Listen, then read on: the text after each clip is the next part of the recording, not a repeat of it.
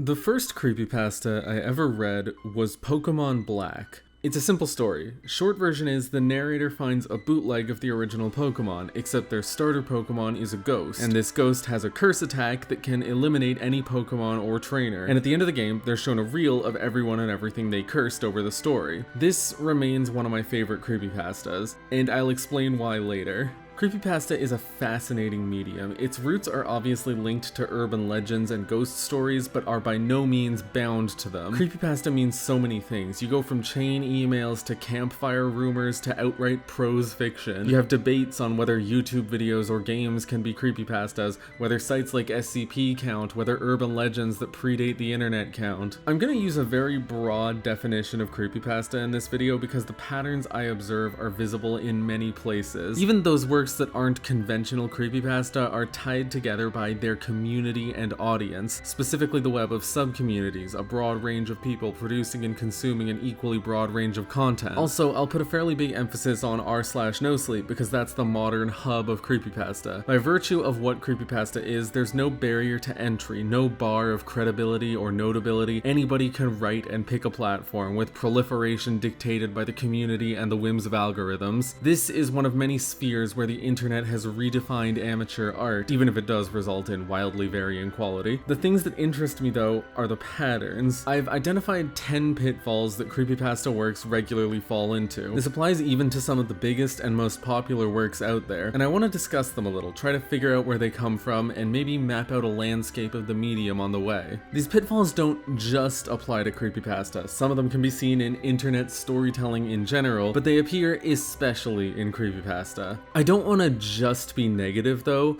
so I've also identified 6 virtues of creepypasta, those blessings that few other mediums can lay claim to. Hi, I'm the demon that manifested because you didn't forward that email to 5 people, but you can call me Indigo. Let me share my findings.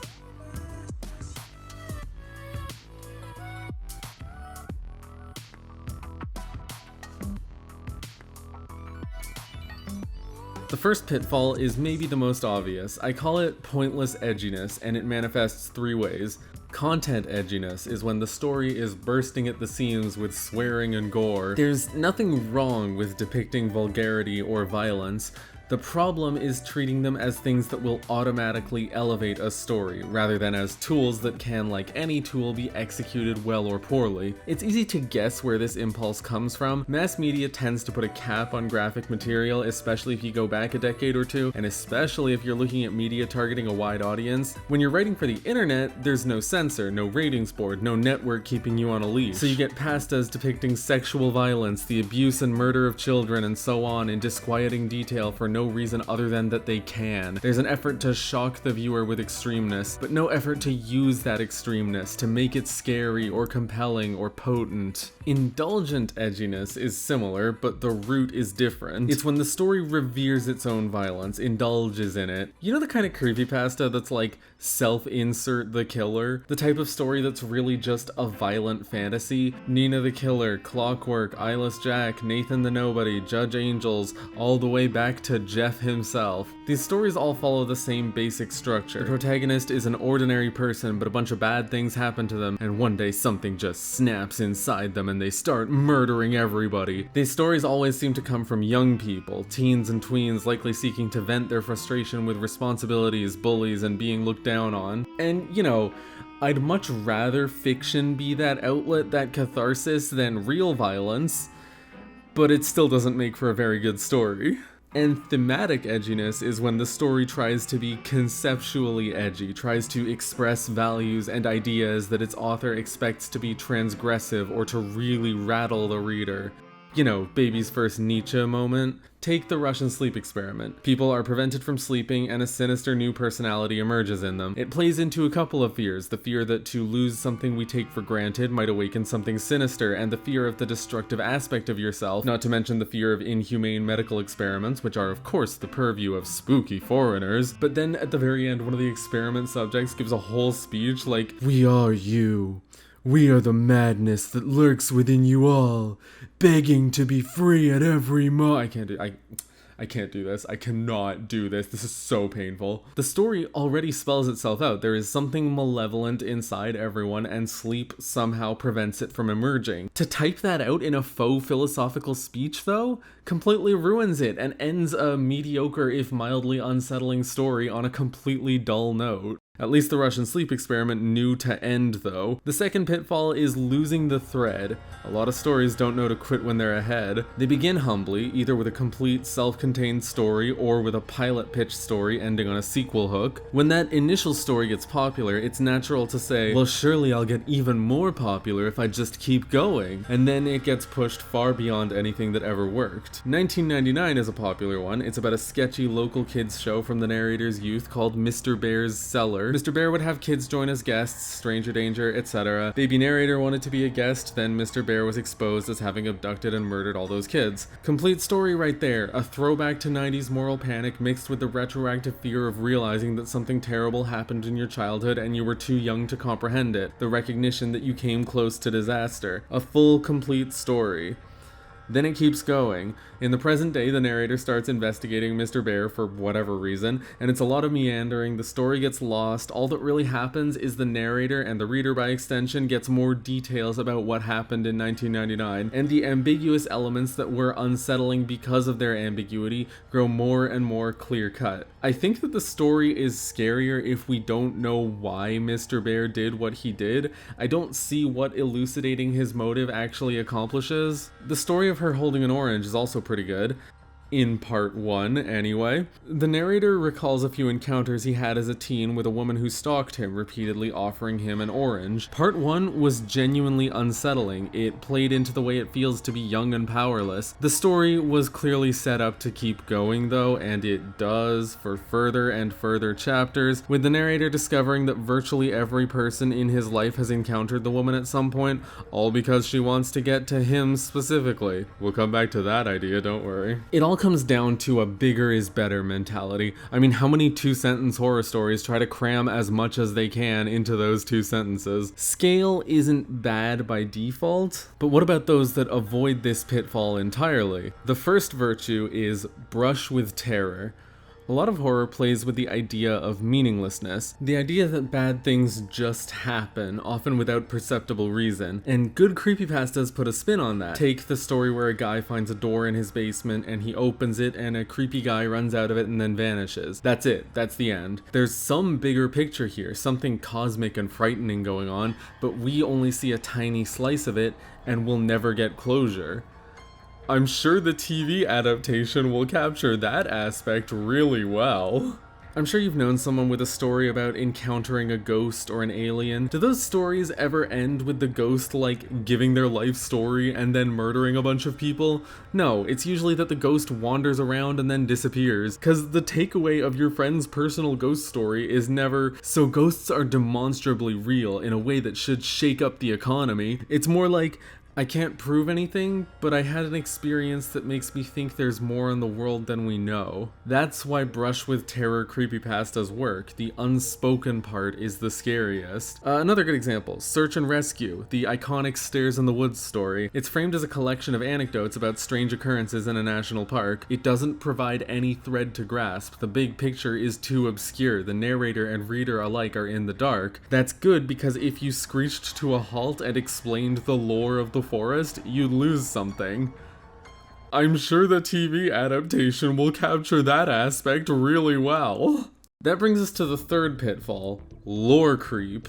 Lore creep is deeply connected to losing the thread, but it's eminent enough to warrant its own space. You know how trading card games have power creep, where new cards are just objectively better than the old ones, thereby kicking the older stuff right out of the meta? Something similar happens with lore. A story starts simple, and before you know it, it's over-explained and overdeveloped until it's not even horror anymore. It's a fantasy thriller or a shonen anime. Like, here's a drinking game for you. Scroll down No Sleep and drink for every story that's like, this place voice has a list of weird rules, and then read each one and down your glass if it goes into some corny explanation for the rules, like the witch's curse or whatever. Please don't actually play this game. I'd like my viewers to stay alive. I understand why lore and world building are appealing. It's the frontier between liking a story and being a capital F fan of it. And we say I'm a fan of so-and-so to mean I like it. I say that all the time, but right now I'm talking about actual fandom, actual attachment. Many stories get swept in the wind of clarity and lose themselves, leave nothing ambiguous. Horror tends to lose its bite when it gets too thorough, and when they're not over-explaining, they're trying to be anime. For instance, the story that's like, all the women in my family die at age 27 and I turn 28 in a few hours. The first paragraph of this story is, I'm sure it's not meant to come off as transphobic, but in light of recent discourse around gender and children, it doesn't look great. I could not make it past part 1 of this story. The narrator describes how her mother and both sisters were claimed by the family curse before turning 28, and in response to that she turned reclusive, and now she's counting down in fear to her birthday. And this seems like it's setting up a deeply personal narrative about how you relate to superstition, the fear of the inevitable, and the things that daughters inherit from their mothers. But it turns out that the reason the women of the family die is because they unlock superpowers at age 28, and the narrator's dad is part of a secret society that kills them before they can. Just to hammer lore creep in, I'll give you one more example, and this time I'll make it a quiz. Listen carefully because it's a tricky one. So the story is, my job is watching a woman trapped in a room. It's about a guy who gets hired to watch video footage of a woman who's locked in a room and make notes, and before long he starts catching feelings for her. Where do you think this story will go? 1. The story examines what we're willing to overlook for money and the ways we sacrifice privacy. 2. It turns out the whole thing is a social experiment and the woman is an actor, raising questions about one-sided fixation. Or 3. The woman died several years ago, but she was psychic, and she knew the narrator was watching her in the future, so she sent him coded messages, and she also had a sliver of the world tree inside her, and the evil scientists that imprisoned her transplanted into the narrator, which allows him to travel to another dimension where he meets the woman's counterpart from that dimension, which is a tie-in to another story by the same author. Guess. The 4th pitfall, riddle stories. The common ground between Creepypasta and ARG is vast. Just as one might be tempted to keep adding lore, sometimes one thinks one will benefit from adding more and more sites of storytelling. So here's 3 in-character Twitter accounts and a tie-in Tumblr and a bunch of spin-off stories. Stories quickly become inaccessible when they get marinated with connections. I usually go for horror stories when I want something in isolation, and I can't deny feeling disappointed when I learn that what I'm reading is a tie-in to a thoroughly uninteresting shared universe. It's not always about a big ARG connection though. It's decently common for Creepypasta to implant little Dan Brown riddles, little ciphers and clues and code phrases, or the classic inserting capital letters into a sentence. And it's weird on a lot of levels. For one, it's difficult to find the middle ground between child's play and literally incomprehensible. For another, it's kinda shallow. It's sort of the standard for ARGs. They're really interesting as a real-time medium, but I never get into them as stories because they tend to not really have anything to say. Wrapping something up in a cipher is like sidestepping rhetoric, like realizing that writing should sometimes be non-literal, but only conceiving non-literality as something literal with a puzzle box in front of it. Like, metaphor should be more than one-to-one word substitution. If I write, Gabriel slaughtered Judas with the holy flame blade, and then I say, reread, but replace Gabriel with mom, Judas with dad, and the holy flame blade with a kitchen knife, I'm not writing something deep. This seems to derive from the idea that good writing is a puzzle, like from the same place as trying to solve the trolley problem by saying, well, I would jump out of the trolley and push the people off the tracks. The 5th pitfall is called High Gravity Hero, because you'd need to have high gravity for the entire world to revolve around you this much. Once again, there's 3 subtypes to this one. First is orbit attracting gravity. Everything is about the hero. Like in the Orange story, the villain menaces several people, but only to get at the protagonist. It's bizarre because, as we talked about in Brush with Terror, many creepypastas focus on random everyman types, the idea being that something terrible could just happen to anyone. But then so many others are written from the perspective of the main character of life. Second, self-absorbing gravity. This type of story collapses under its own weight, producing banal, self-congratulating narration. You know how when a cartoon character is supposed to be smart, they just use a few 3-syllable words and say highly instead of very? Yeah, a lot of creepypastas seem to be written by those cartoon smart guys. A common symptom is repeated assertions of the narrator's intelligence or reason, pointed reminders that the main character is definitely not hysterical. This is kind of common on No Sleep. Not every Reddit user is like that, but Reddit does seem to attract a certain type. An arrogant narrator is not a problem. Protagonists don't need to be good or even likable people, but you can tell when there's something self-absorbed about it, when the story is going out of its way to remind the audience of the author inserts intellectual superiority. It's also not uncommon for an overt flex to slip in. There's one story about a spooky airport, and it has, I shit you not, no less than 3 instances of, you know how things happen in the movies? Well, it didn't happen like that in this story. The third type of gravity is the most frustrating: God Gamer gravity. This is when the protagonist is just so epic and skilled and smart that they can totally epically defeat all their problems. It doesn't have to mean literal gaming, but it often is, since haunted games is a whole genre. The Godzilla NES story is a leech on my thigh. The narrator gets a copy of a Godzilla game and plays it, and it turns out it's haunted and it's super hard now, and if you die in the game, you die for real. But he just surmounts every challenge because he's a god gamer. It's not interesting. I Dared My Best Friend to Ruin My Life has a cool concept. The evil friend trashes the narrator's apartment, kidnaps his girlfriend, frames him for murder, etc., and the narrator goes on the run, and it's like a thriller. Then at the end he goes, "By the way, every time I said I was vulnerable or scared, I was lying. It was all part of my plan." And he defeats the bad guy. That's it. An unsatisfying ending to a tense yet directionless story. That reminds me of the 6th pitfall: useless twists.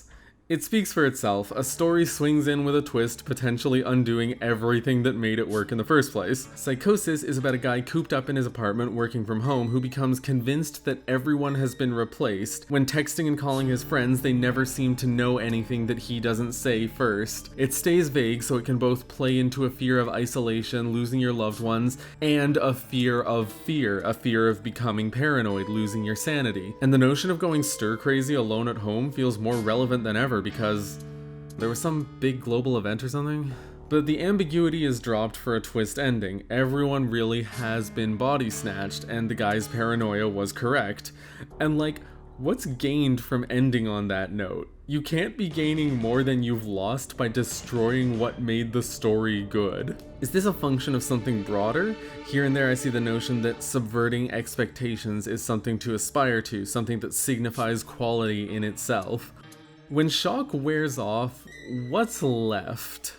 On the other hand, stories often fail to realize what the reader is able to pick up on. Foreshadowing is good, but there's foreshadowing and there's making a plot point obvious on page 2, then pretending it's a twist on page 300. I'm thinking about a story where a barista is chatting with a customer who describes a murderer from a long time ago, and it's immediately evident that the man is describing his own actions and that he's Jack the Ripper. But the story goes on, and it's still dropped as a reveal at the very end, like whatever. The prose in that story is also just like incredible. Look at this like single sentence paragraph. Hey, like, do you think the narrator like recognizes this guy and is familiar with him? Like, I really can't tell. Like, I wish there were more hints. The 7th pitfall is no editor. I said it at the start, there's no barrier to entry, you don't even need to proofread. Grammar and formatting are whatever though, there are more concerning symptoms. You know SCP-87, the iconic endless staircase? Imagine if someone had told the author that the way they were writing the one black character was, not great. But you don't need to run your story by anybody, you don't need to pursue advice. Nobody tells you that female characters shouldn't be props. Nobody tells you that it's better to depict scary things than to just tell the reader how scared they should be. I don't know if it helps that the standards for writing seem kinda low. I once saw a story that instead of his blood said the liquid that belonged in his veins. And I swear to God, there was a comment praising that wording specifically. Grammar alone would not be a pitfall, because in my opinion, there's something appealing about an unfiltered voice. Bizarrely, a lot of commenters on creepypasta stories will incorporate grammar into their rating system, as if the grammar of a story is equally important to the execution. And honestly, when you picture bad grammar on the internet, you probably think of the blatantly sloppy sort. But I don't care about those. I'm fascinated though by the pretentious flavor of grammar error, like putting semicolons in completely random places. Poor writing can be a blessing too, deliberate or not. The second virtue is internet immersion. Good creepypastas are almost like prosaic found footage. One of the biggest draws of the medium is that the reader can be immersed through familiar internet conventions. Ted the Caver is written in an almost conversational style, characteristic of a 2000s blog. The legendary, terrifying Goatman story was originally posted in a paranormal thread on 4chan. It starts as a green text before switching to full sentences, and it's so immersive because it reads exactly like a post in a forum thread. But on the Creepypasta wiki repost, the story has been edited to remove grammar flaws and slang, and that frustrates me because it diminishes what made it so engaging. On a side note, I saw a story once where somebody commented about some grammar errors. They didn't do a great job of it, by the way. But the author replied that they weren't going to fix it because the errors help sell the teenage narrator. And I think that's a great response. I'm gonna come back to that story later, but for now, the third virtue is plausibility. It's similar to internet immersion, but it's specifically about the believability of many good creepypastas. That's not to say that you actually believe them, but that you're willing to suspend your disbelief. That fragment of plausibility manifests especially at the crossroads of internet immersion and brush with terror, hence Goatman, hence stories like Candle Cove told like half-remembered fragments, stories that don't have unmissable apocalyptic consequences, and if done right, they can be convincing. I've known people that used to think Lavender Town Syndrome was real. How many people thought that the Mario Party DS Anti-Piracy screen was real? Honestly, that series is fascinating, specifically because it knew exactly when to phone in. The creators saw the limits of the concept's scope, and I respect that. But it doesn't end quietly. It full throttle flips into a comedy, a parody of both itself and video game creepypasta in general. Anyway, the plausibility angle does so much for immersion and investment, and on that front, a lot of stories shoot themselves in the foot. That's why the 8th pitfall is denial of plausibility, and it comes in 3 ways. First, denial by memory. Good creepypastas invoke realism by depicting the fragility of memory, the ways we reconstruct, rationalize, and recontextualize the past, but so many are reported with the most intimate, all-encompassing detail, like a perfect photographic memory, even if the event is from 20 years ago or being reported secondhand or third-hand. The second way is denial at the doorstep. Sometimes the barrier's right at the front door. I know that when I engage with creepypasta, I'm doing it with the full understanding that it's fiction. But on No Sleep, a written edict declares that every commenter has to pretend the story is real. The comment section of every story has to be a forum RP. And sometimes that promotes an interesting audience engagement, but setting a rule for engagement destroys my immersion. I know it's fictional, reminding me to pretend takes me out of it. And it's not even talking about like the analog horror videos where the creators are linking their TikTok at the end. Similarly, a lot of stories use a tense situation as a framing device, lead with something like, "Help guys, I'm trapped in a room and the headless horseman is pounding on the door," and then proceed to recount the story leading up to this in the most blunt, neutral tone, with no sense of desperation or even of being rushed. That leads into the third way, denial by style. A lot of the immersion breaking also comes down to style, because a lot of these writers seem to want to be writing a novel. The current state of creepypasta is weird, because when you're writing a story in an internet post, the perspective is invariably someone who would make a post. Style is most relevant in the caliber of your replication of normal web interaction. The important thing is the events depicted. But current creepypastas are virtually never formatted like web posts. They're written like prose. Regardless of the no-sleep rules, I can't engage with a story. I can't make myself pretend it's someone's real Reddit post, because people don't write posts like that. Nobody on Am I the Asshole or Relationship Advice recounts events in half-baked purple prose. Sometimes stories try to account for this, try to recapture the immersion by artificially inserting dialogic quirks into the narration or by playing up forgetfulness. I've read stories where the narrator will say, what's the word I'm thinking of? Oh yes, zip tie.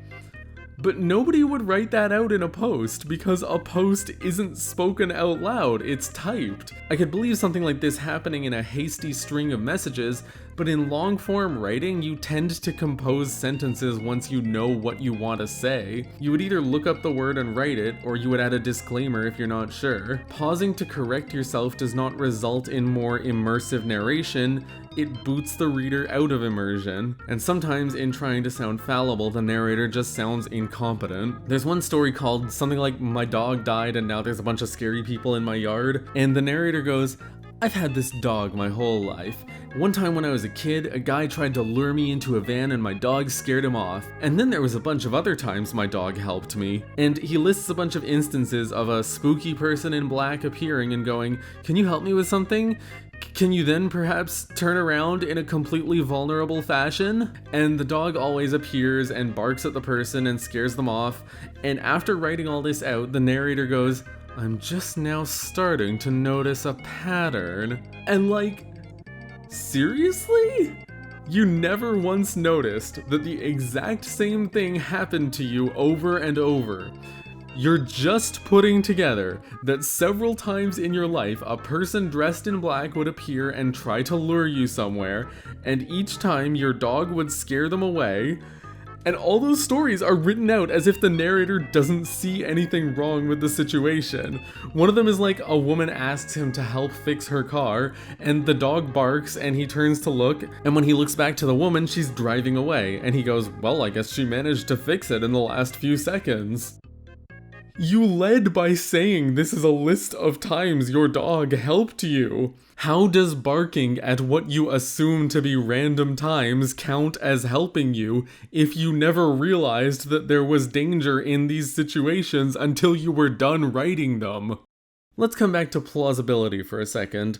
Returning to Pokemon Black, I mentioned that it was my first creepypasta. And when I first saw it, it was described as a creepypasta, but I didn't know what that meant. As a teenager, I read the whole thing and I thought it was true. I thought somebody really had stumbled on this weird bootleg fan game. Because that's all it was. I found a bootleg game that was kind of weird. That is a thing that happens to people. And the game doesn't come to life and attack the player. It doesn't read their mind or threaten to kill them. It's just a game, and it just makes you wonder why someone would make it, if it's supposed to be a critique or a statement or a prank.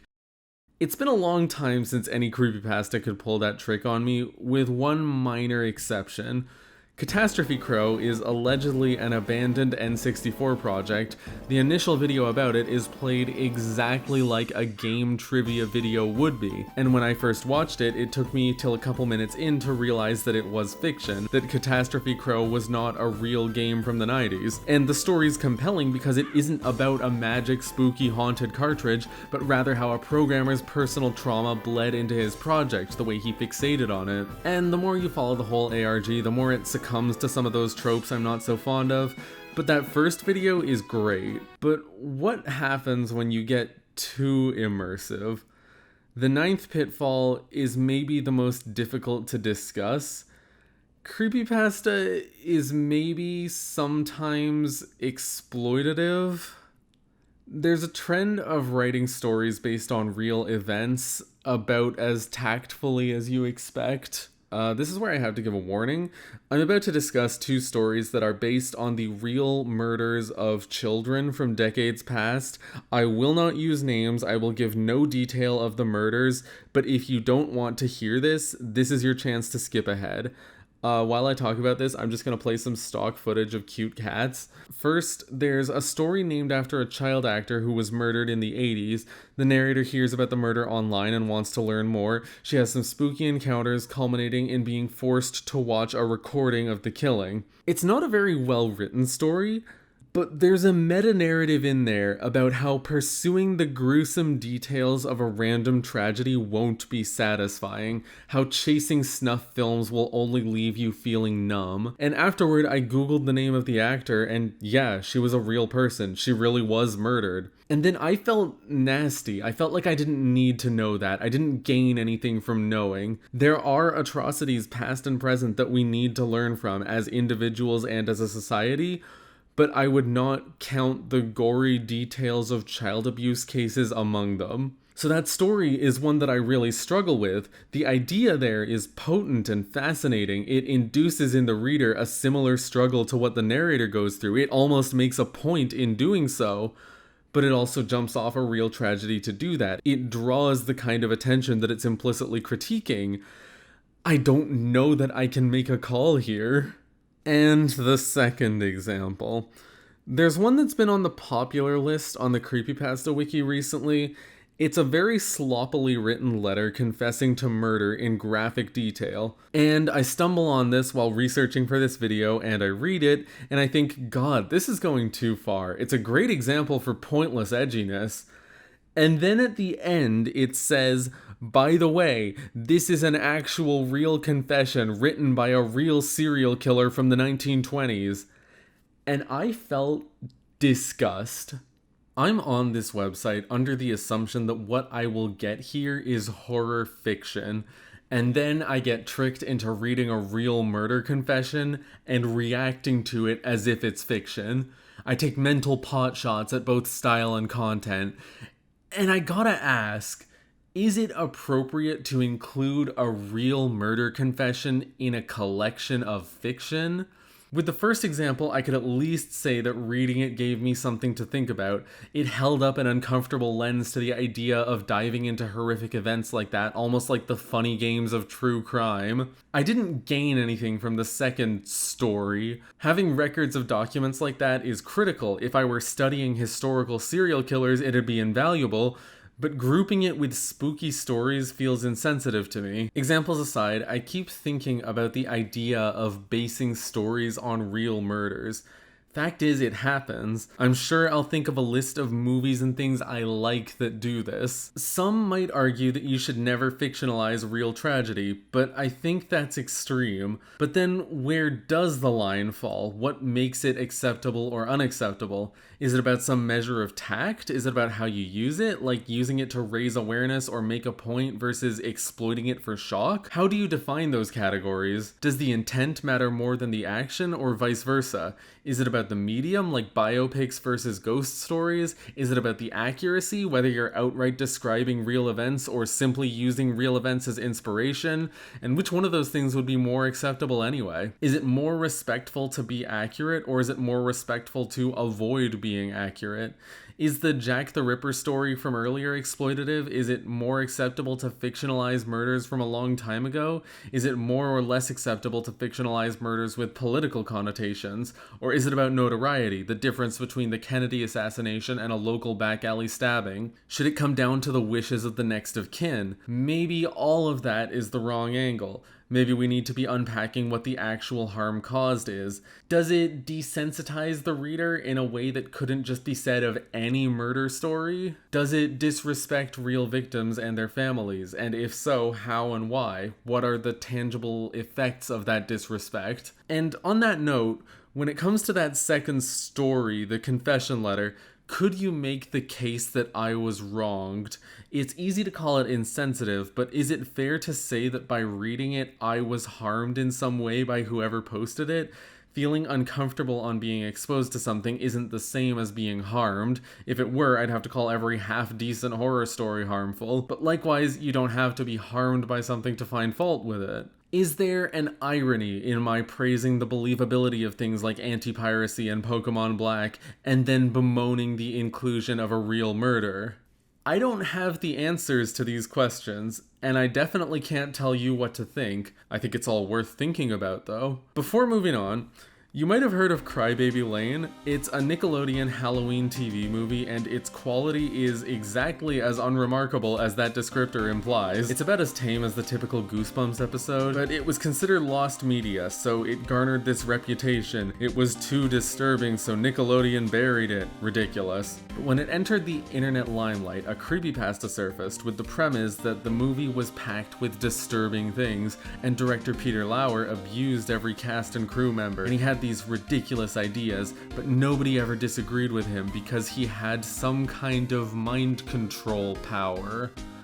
And I don't know that this really counts as exploitative. It's just wild to me that there's a piece of fiction whose premise is this real kids movie director who really exists and still has an active career killed children while filming a movie. I don't know how writing a story like that would interact with litigation around like defamation or libel or whatever. I just find it conceptually hilarious. There's one pitfall left. Empty Replica. Writers want to emulate what they like. This is natural, but they often don't get what worked about what they like in the first place. Replication of other creepypastas is common. That's why we have all these genres and subgenres. Like, Candle Cove worked because it was about a half-remembered discussion of a show from ages ago, with subtle suggestions that something was amiss about it. I'm sure the TV adaptation will capture that aspect really well. And everybody saw Candle Cove and went, okay, so it's scary if there's a fucked up TV show. Cue 5 million stories about someone stumbling on a lost episode of the author's favorite show where something gory happens. That's notable too, the way it's always like a really specific show or game from the author's childhood that gets haunted. Let me know when there's a creepypasta about robots. Please God, tell me I'm not the only one who remembers robots. Please, somebody, anybody. You like search and rescue, right? What about that, but underwater? How many different games now have spooky anti-piracy screens? And you know how the Mario Party DS one not only parodied video game creepypasta, but also satirized tyrannical copyright law? Do you think its emulators are doing that? Or do you think they're all saying, what if a scary picture appeared? I think hollow replication is a possible root of virtually every pitfall. It's all echoes within echoes, but you know, I think we should go out on the last 3 virtues. The 4th virtue is the intimate element.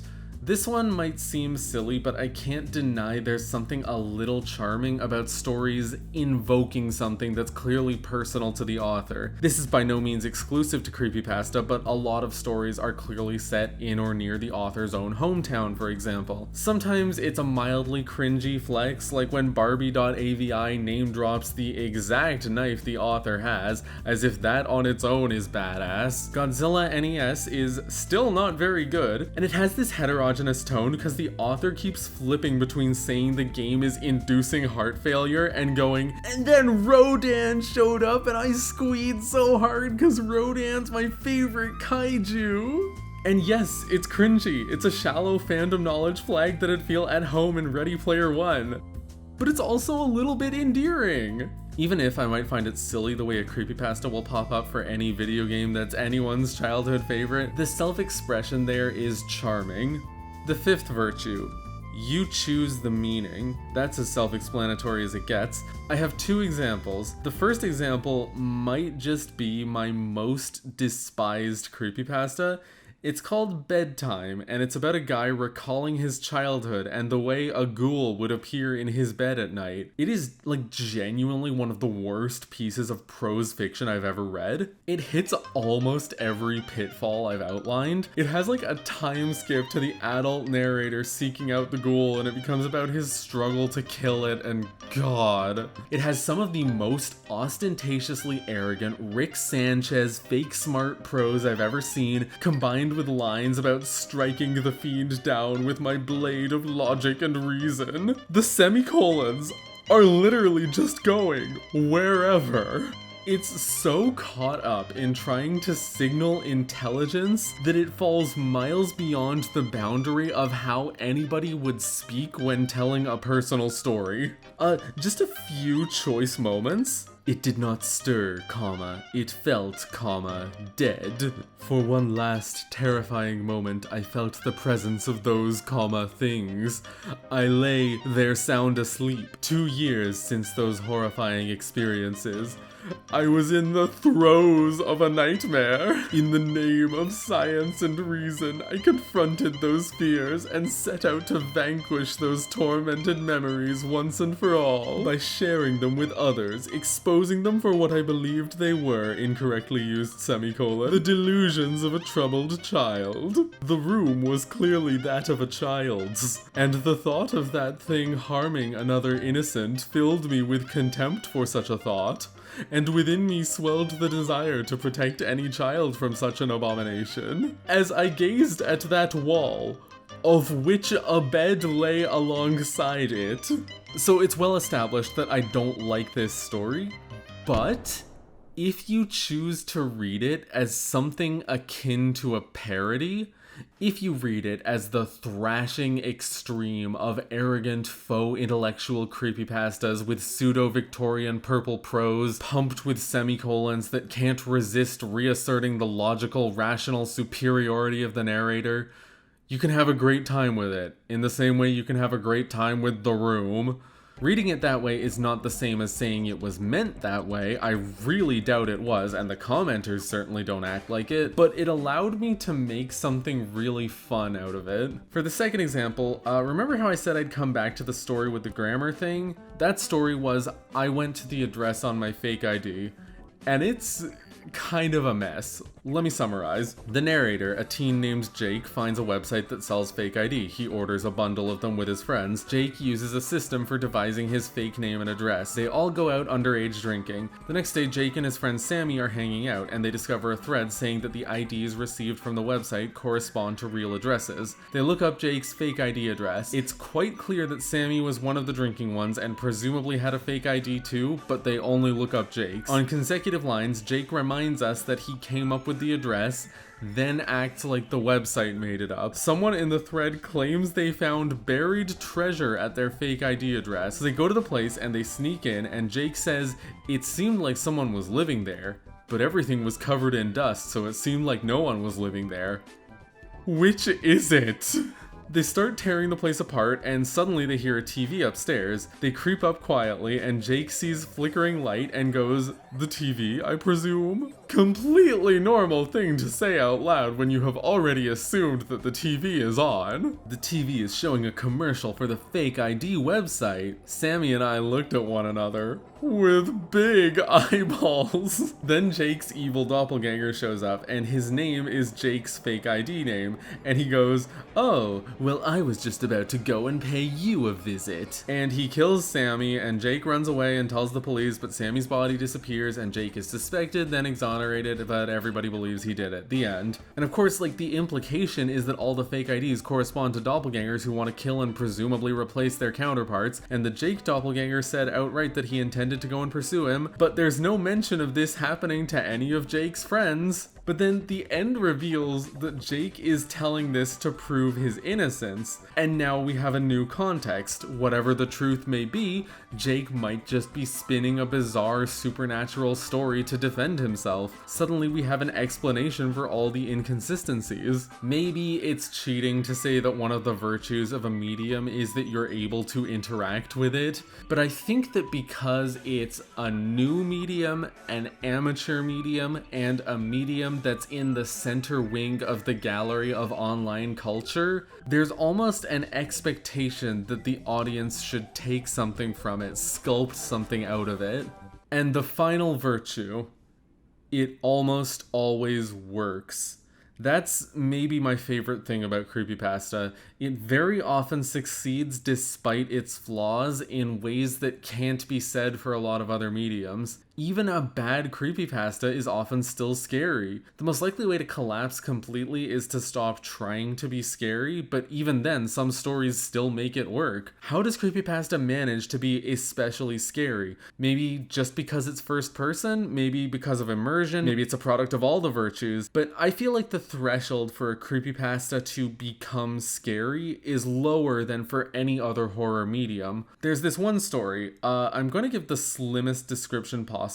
It's a story about a man whose wife suddenly starts hiding around the house and spying on him. I'm saying nothing more, because if you like horror stories, this is a must. It's a strong contender for the scariest piece of horror fiction I've ever encountered in any medium. Please give me an excuse to make a whole video about this one. Being scary is like the big goal of horror, and creepypasta doesn't even need to be good to be scary. The disappointing endings like Psychosis, still scary. Overly drawn out ones like the orange one, still scary at the start. Even the one about the dog and the fake ID ones still have their moments. Even bedtime.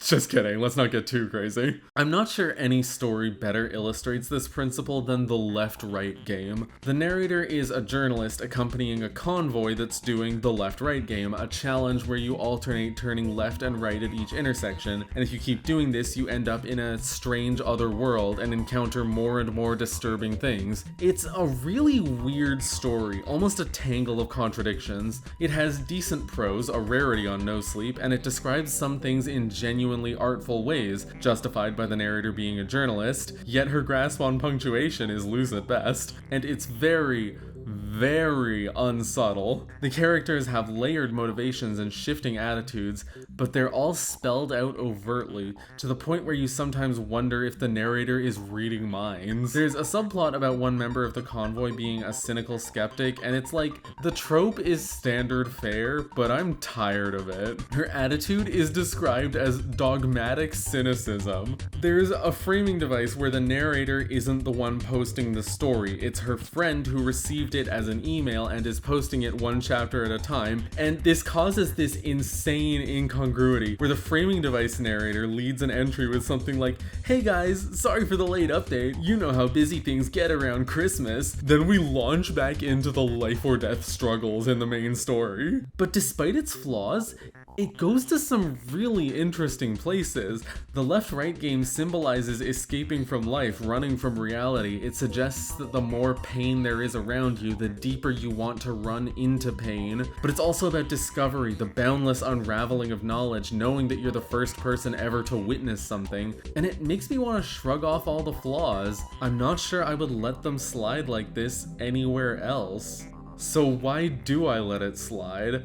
Am I going easy because creepypasta is an amateur medium? Is it that the rule for engagement is that content is more important than execution? If I had to pick one reason, I'd say it's the unbridled creativity. That's the really beautiful part. How many ideas are there in the world? What's the ratio of ideas to realized ideas? More than ever, it's now possible to execute an idea and get some attention. Mediums like creepypasta provide a creative outlet, and stories can be repetitive, they can be held back by genre conventions, but they can also be astonishingly unique, and for all those pitfalls, it's for that reason that I keep wanting to come back. I see profundity in Maria on the Moon, I get invested in Lily Madwhip and Baraska, I'm scared out of my mind by Psychosis and Pen Pal and the wife peeking one, I marvel at the brilliance of Mario Party Piracy, I find something fascinating in Bedtime, I laugh at the bad stories, I laud the good stories. There's so many good creepypastas out there, and there's so many bad ones,